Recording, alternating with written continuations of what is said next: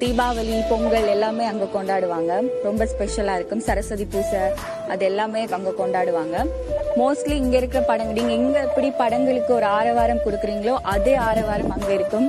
ஒரு விஜய் சார் படமா இருந்தாலும் சரி, அஜித் சார் படமா இருந்தாலும் சரி, ரஜினி சார் படமா இருந்தாலும் சரி, கட் அவுட் வச்சு பால் அபிஷேகம் எல்லாம் செய்து, எங்க ஸ்கூலுக்கு பக்கத்திலேயே தியேட்டர். இது ஸ்கூல்னா இப்படி தியேட்டர்.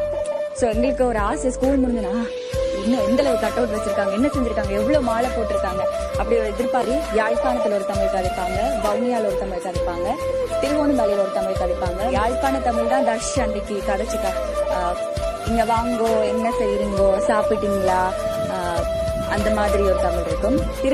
சாப்பாடு இங்கேயும் அங்கேயும் சரியான வித்தியாசம். தேங்காய் இல்லாம சமையலே இருக்காது அங்க, மோஸ்ட்லி இருக்கும். நோர்த் சைட்ல எல்லாம் பாத்தீங்கன்னு சொன்னா, ஜப்னா சைட்ல எல்லாம் ரொம்ப உரைப்பா இருக்கும். இப்படி ஒரு அழகான வளம் பொருந்திய ஒரு அழகான நாடு ஸ்ரீலங்கா. என்ன மாதிரி